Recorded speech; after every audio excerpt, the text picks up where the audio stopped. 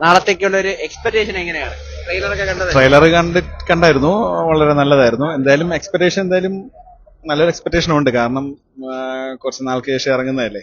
അപ്പൊ എന്തായാലും നല്ലൊരു ത്രെഡുള്ള ഒരു മൂവി ആവാനാണ് ചാൻസ് കൂടുതൽ. കളക്ഷനൊക്കെ നല്ല രീതിയിൽ ഒരു കളക്ഷൻ കിട്ടാൻ ചാൻസ് വളരെ കൂടുതലാണ്. ട്രെയിലറും നല്ലതുപോലെ അപേക്ഷിച്ച് കമ്പാരിറ്റീവ് കുറച്ചും കൂടെ ബെറ്റർ ആയിരിക്കും തോന്നുന്നു. സിനിമ കൊള്ളായിരിക്കും എനിക്ക്, പക്ഷെ ലിയോ അത്ര പ്രതീക്ഷയില്ല എനിക്ക്. എന്നാലും പക്ഷെ വിജയ പടമാണല്ലോ, അപ്പം എന്തായാലും കൊള്ളായിരിക്കും. എന്തെങ്കിലും പ്രഭു സർപ്രൈസ് ആയിട്ട് വെച്ചിട്ടുണ്ടെങ്കിൽ അടിപൊളിയായിരിക്കും. അതാണ് എനിക്ക് അഭിപ്രായം. അജിത്തിന്റെ റൂമേഴ്സ് ഒക്കെ ഉണ്ട്. ലിയോയുടെ അത്ര എക്സ്പെക്ടേഷൻ ഒന്നും ഇതിലില്ല, ഹൈപ്പും ഇല്ല. അതുകൊണ്ട് എക്സ്പെക്ടേഷൻ ഒന്നും ഇങ്ങനെ ഇല്ല. പിന്നെ ഒരു വിജയ സിനിമ പ്രതീക്ഷിക്കാം. ലാസ്റ്റ് എന്തെങ്കിലും ജസ്റ്റ് നമുക്ക് അല്ലെങ്കിൽ സസ്പെൻസോടെ എന്തെങ്കിലും അവരെ ഇന്റർവ്യൂ കണ്ടിട്ടൊക്കെ അങ്ങനെ തോന്നുന്നു ചെറുതായിട്ട്. ആ വെങ്കപ്രഭുവിന്റെ ഒക്കെ നമ്മുടെ ഇന്റർവ്യൂ കാണുമ്പോൾ അവര് എന്താ അജിത്തിന്റെ ചെറിയ എന്തെങ്കിലും ഒരു റെഫറൻസ് കാണുമെന്ന് പറയണ്. അങ്ങനെയൊക്കെ ഉണ്ടെങ്കിൽ അത് അടിപൊളിയായിരിക്കും. എക്സ്പെക്ടേഷൻ ഞങ്ങൾക്ക് ഓൾറെഡി വിജയ് ഫാനാണ്. ചോദിക്കേണ്ട കാര്യമില്ല, വിജയ് ഫാൻ ആണ്. പക്ഷെ നമ്മള് ഇപ്പോഴത്തെ ഒരു അവസ്ഥയിൽ നമുക്ക് പ്രതീക്ഷയുണ്ട്, എല്ലാം നമ്മൾ പറയാനില്ല. പിന്നെ എല്ലാവർക്കും നമ്മുടെ ആ ഒരു ഇത് തന്നെ പറഞ്ഞൊന്നുമില്ലല്ലോ. അതുകൊണ്ട് മാക്സിമം നമുക്കൊരു നല്ല പടമായിരിക്കും നമ്മളെ പ്രതീക്ഷ. വെറൈറ്റി സാധനം ട്രെയിലർ കണ്ടിട്ട് വെറൈറ്റി സാധനം പ്രതീക്ഷിക്കാന്നാണ് ഞങ്ങളുടെ ഒരു എക്സ്പെക്ടേഷൻ. അതെ, വെറൈറ്റി കിട്ടിയാൽ ഞങ്ങൾക്കും അത്രയും സന്തോഷം.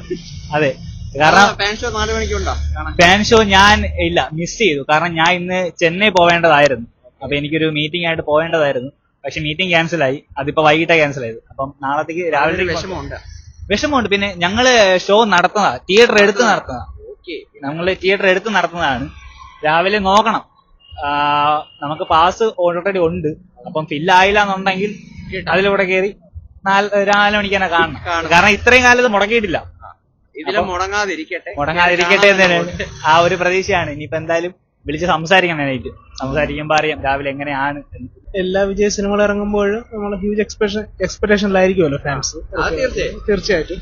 അതുകൊണ്ട് തന്നെ ഈ പ്രാവശ്യവും അത് ആവർത്തിക്കണമെന്നാണ് ആഗ്രഹിക്കുന്നത്. അപ്പോ ഫാൻ ഷോയ്ക്കുള്ള ടിക്കറ്റ് എല്ലാം സെറ്റ് ചെയ്ത് വെയിറ്റിംഗ് ആണ്. 4 മണിയാവാൻ വേണ്ടിയാണ് ഞാൻ ഇങ്ങനെ ഇരിക്കുന്നത്. ഒരിക്കലും അല്ല.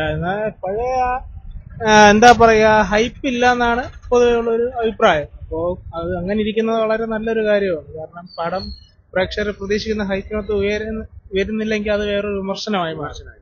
അതുകൊണ്ട് തന്നെ ഡൗൺഫുൾ ഹൈപ്പിൽ നിന്നും പടം റിലീസായി ഒരു പോസിറ്റീവ്. ലിയോയേക്കാൾ കളക്ഷൻ നേടാൻ ചാൻസ് എങ്ങനെയാണ്? അത് FT എന്തായാലും നേടില്ല, 100% ഷുവർ ആണ്. ടോട്ടൽ വേൾഡ് വൈഡ് കയറാൻ ബെറ്റർ ചാൻസ് ഉണ്ട്. കാരണം ട്രെയിലർ ഡീകോഡിങ്, കുറച്ച് ഡി-ഏജിങ്ങിന്റെ കുറച്ച് ട്രോൾസും കാര്യങ്ങളും ഉണ്ടായിരുന്നു, അറിയാമല്ലോ.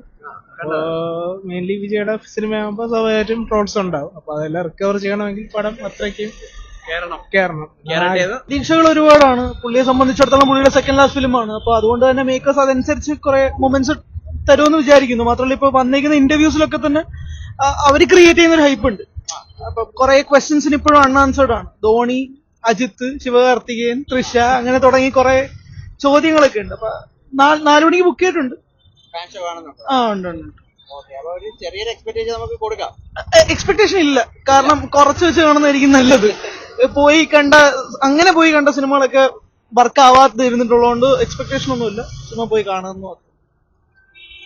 ഇതുപോലെ തന്നെയാണ്. മാത്രമല്ല എക്സ്പെക്ടേഷൻ ഇല്ലെന്ന് പറഞ്ഞാല് ഇപ്പം വിജയ് പടമായിട്ട് ഒരു ഹൈപ്പിന്റെ ബേസിസ് ഉള്ള ഒരു എക്സ്പെക്ടേഷൻ എന്തായാലും കാണും. അത് കാണണം, കണ്ട് നോക്കാന്ന് വിചാരിക്കുന്നു.